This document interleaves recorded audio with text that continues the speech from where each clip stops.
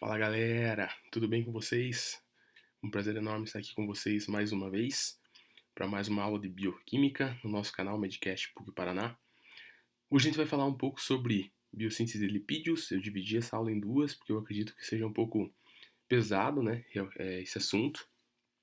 Então vamos entrar agora nesse mundo mágico da bioquímica, né, um assunto bem legal também, um pouco complexo, mas é um assunto bem interessante e que normalmente cai nas provas e que vocês forem fazer, independentemente do curso que vocês estiverem fazendo, né?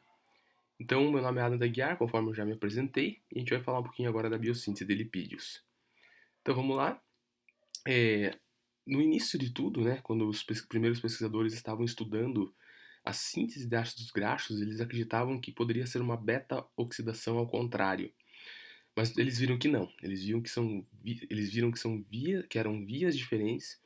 As enzimas também eram diferentes, os complexos enzimáticos, né? E acontecia também em compartimentos celulares distintos, né? A biossíntese de ácido graxo ocorre em citossol e a beta-oxidação, por exemplo, ocorre na matriz mitocondrial.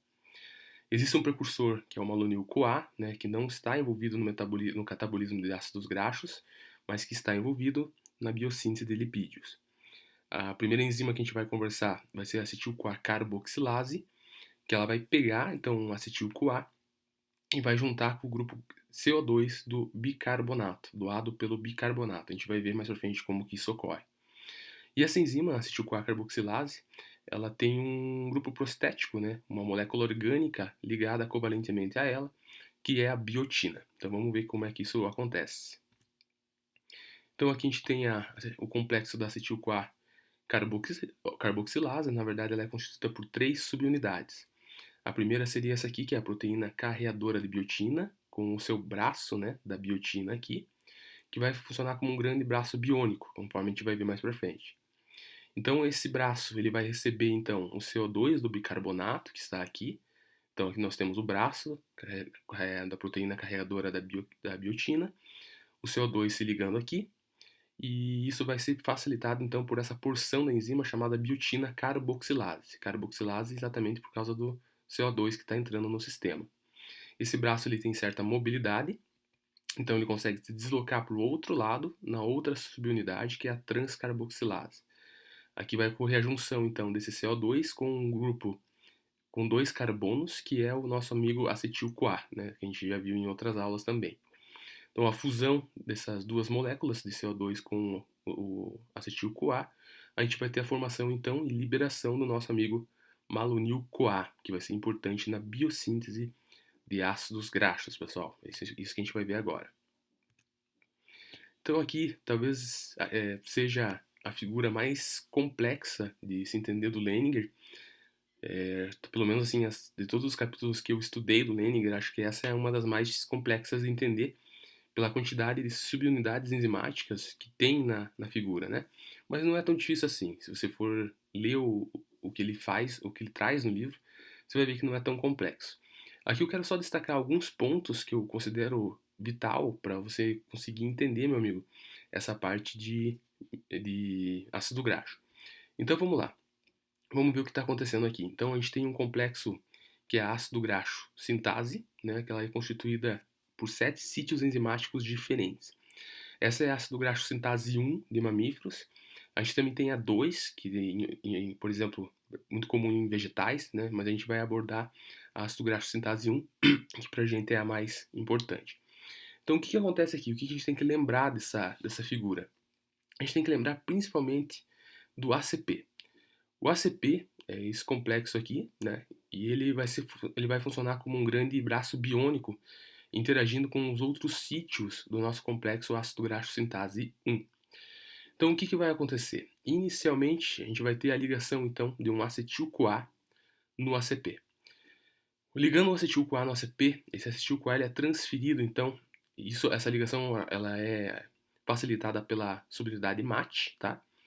Depois que o ACP ele se liga ao acetil-CoA, esse grupo ele é transferido para uma outra subunidade, que é a subunidade KS, essa fração HS aqui, tá? Então a subunidade KS vai receber então esse acetil-CoA e o braço do ACP vai ficar livre para se ligar com mais uma molécula. E qual molécula seria? O malonil-CoA. o malonil-CoA, que a gente viu a formação dele no slide anterior, ele vai se acoplar aqui, tá? Então, com a ajuda da MAT novamente. Depois disso, a gente vai ter a transferência, então, do acetil-CoA, que já estava ligado no KS, para o ACP. Então, a gente vai ter a fusão dessas duas moléculas, uma de acetil-CoA e uma de malonil-CoA, com a liberação de CO2. O CO2, que é o mesmo lá do bicarbonato. Ora, mas por que a gente então precisa colocar o CO2 se a gente vai tirar ele depois numa reação, né, de condensação aqui nesse complexo? Por que eu coloco e depois eu tiro? Porque esse CO2 ele ajuda a desestabilizar o sistema, permitindo que a reação ela ocorra mais fácil, tá? Então parece que é algo fútil, né, algo inútil, mas não, na verdade ele tem uma razão de existir e esse CO2 é colocado exatamente para facilitar essas ligações que ocorrem entre o malonil-CoA e o acetil-CoA. Muito bem. Após isso, então, nós temos a formação de uma molécula então de 4 carbonos, então nós alongamos em 2 carbonos a nossa molécula e vai ter algumas reações, que a gente não vai entrar em muitos detalhes aqui, até que nós tenhamos então a transferência novamente dessa molécula de 4 carbonos do ACP, ela sai e ela se liga novamente no KS. Com isso, o ACP ele fica liberado para poder se ligar a uma nova molécula de malonil-CoA, reiniciando todo o ciclo. Então, conforme a gente vai ver aqui, esse alongamento ele vai ocorrendo de 2 e 2 carbonos, sempre possibilitado pela introdução de uma nova molécula de malonil-CoA no sistema, tá, gente? Então é isso que é importante destacar aqui nessa figura. O que mais que a gente tem que saber? O CO2, que eu já falei que ele é derivado do bicarbonato.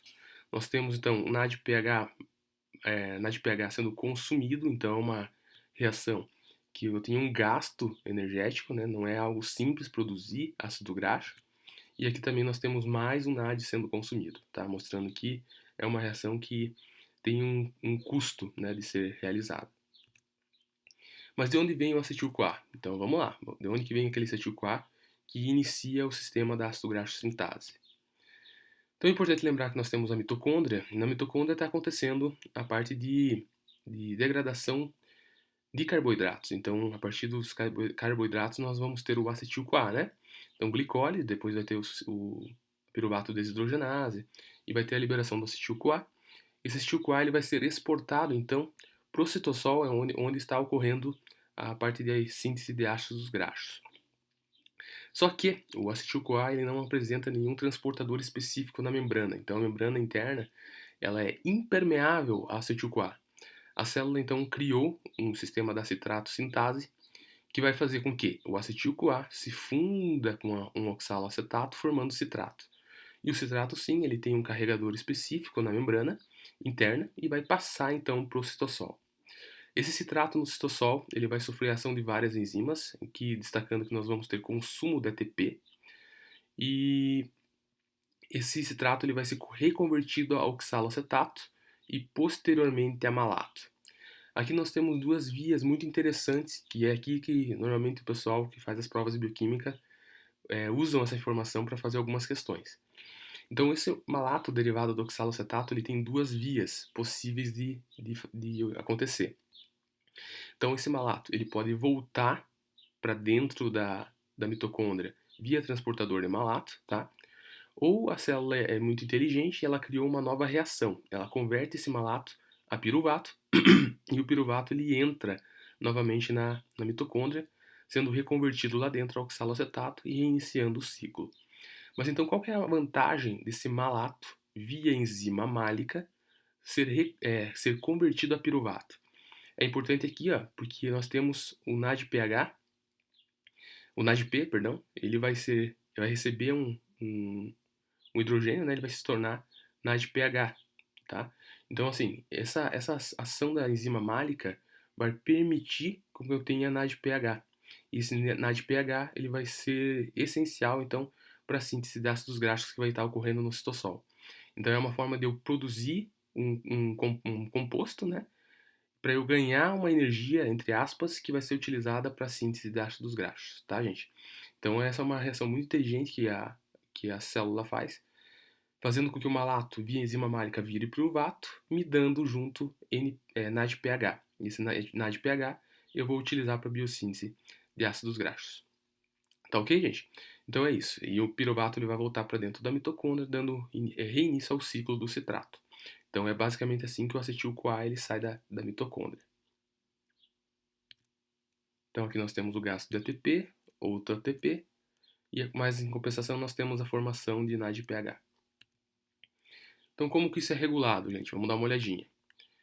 Então se nós temos bastante acetil-CoA, a gente vai ter esse acetil-CoA virando citrato. Esse citrato no citosol então vai virar acetil-CoA novamente. O acetil-CoA vai virar malonil-CoA, que é o precursor dos ácidos graxos, que vai virar o palmitoil-CoA, que é um ácido graxo de 16 carbonos. Então, se nós temos bastante citrato, o citrato é um ativador alostérico da enzima acetil-CoA carboxilase. Então, isso vai favorecer a síntese de ácidos graxos. Hormônios catabólicos, como o glucagon e a adrenalina, eles fazem ao contrário, são inibidores alostéricos. Então, ele sinaliza para a célula que está faltando energia, então a gente não vai ter esse processo de biossíntese acontecendo, porque, como a gente viu no slide passado, é um processo que exige gasto de ATP, né? Existe gasto energético. Então, hormônios catabólicos vão fazer uma regulação negativa dessa porção dessas reações aqui.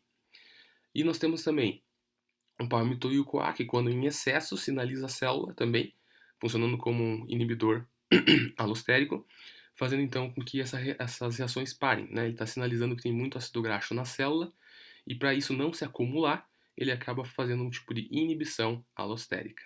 Tá ok, gente? Então é assim que funciona. Sempre lembrando que eu coloquei aqui um lembrete e a CAT1, né?